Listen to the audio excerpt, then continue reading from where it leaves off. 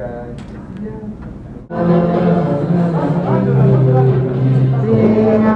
we are celebrating the 20th anniversary.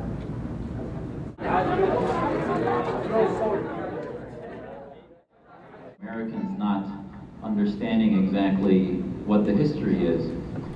maanta oo ay taariikhdu tahay 18 bishii shanaad 2012 ayaa munaasabad loogu dabaaldegayay hidaha iyo dhaqanka Soomaalida lagu qabtay magaalada Phoenix ee gobolka Arizona. munaasabadan ayaa waxaa soo qaban qaabiyay bulshaweynta reer Arizona oo ay horkacayaan Somali Association of Arizona qaybteeda haweenka oo ay hogaamiso Xuriyo Daahir. Xuriya ayaa waxay ku bixisay waqti dheer si ay munaasabadan isugu dubarito aynan ugu sheegto dhalinta ku koreysa qurbaha in dhaqankoodu muhiim yahay. munaasabadan ayaa waxaa ka soo qayb galay dad kala duwan oo ay ka socday iyo saraakiil ka socotay xafiiska mayorka Phoenix ee Arizona iyo bulshooyinka ku nool gobolka Arizona oo dhan. munaasabadan waxaa ka hadlay hogaamiyaha muslimiinta Mareykanka Dr. Jazer oo sheegay in hidaha iyo dhaqanka koox walba ama ummad walba ay tahay waxa muhiim u ah in ay ilaalsadaan ayna ay ku faanaan. Somali Association of Arizona ayaa aad ugu faraxsan in dabaaldegan uu hirgalo kaasoo noqon doono munaasabad la qaban doono sanad walba.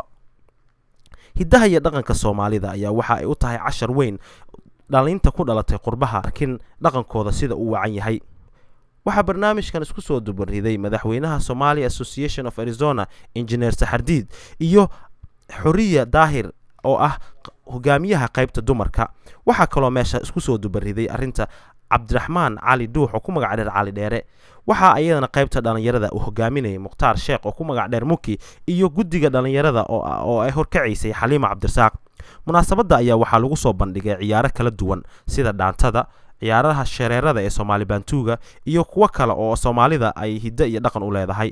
waxaa kaloo meesha ka dhacay in hidaha iyo dhaqanka Soomaalida dharkooda iyo quruxdooda ay soo bandhigeen dhalinyarada reer Phoenix.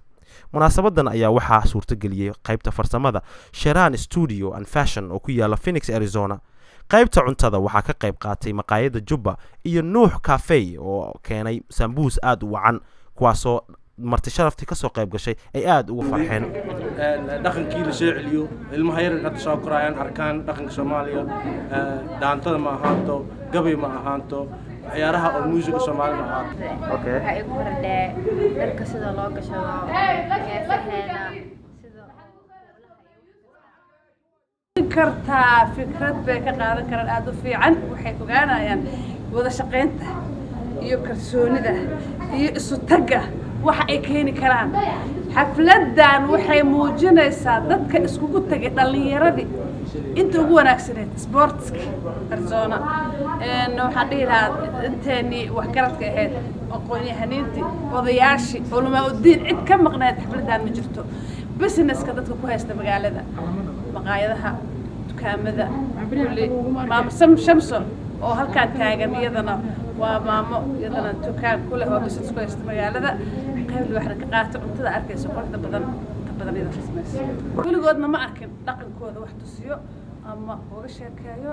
aniga intaa maanta ku faraxsanaa macaa ku faraxsanaa waxay tahay ciyaalkii oo arkay dhiilihii caanaha marka dadka baadiyaha iyo wixii xamar iyagoo nasiib ku yeeshay lagu soo siin jiray iyo wixii aabayaashood iyo hooyaashood sida cuntada ugu soo karin jireen iyo weelasha ku siin jireen iyo wixii u gubli jireen iyo kulli dharkay xirin jireen iyo dharka Soomaalida sameysay gacanteeda ku sameysay ma rumaysneenba inaa wax Soomaali wax sameeyay.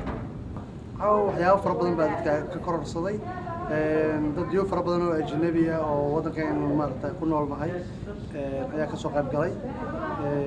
dadkii waxay arkeen caawada dhaqan inaan nahay ciyaaraheeni dhalinyaradeeni dhaantadii iyo wilasaqadii iyo buraanburkii kolley dadkii iyo caruurtii maartay aad ay ugu bogeen. dhaqanka Soomaalida inaan nolol ku hayna loo baahan yahay maadaama aan wadanka soo fognahay. horta in badan ayaan ma aragtay soo joogay intaas oo xafladeed laakiin caawa xaflad lamida baan arag waayo dhaqankii Soomaalidii haddii ahayd qaybtii heesaha haddii ahayd qaybta gabdhaha shimbirka haddii noqon lahayd qaybta isdhexgalka bulshada horta aad iyo aad ayaan ula qancay. waa anigoo ah Maxamuud Ibraahin Cali iyo Jeelaani Shacib oo idin leh aragti wacan.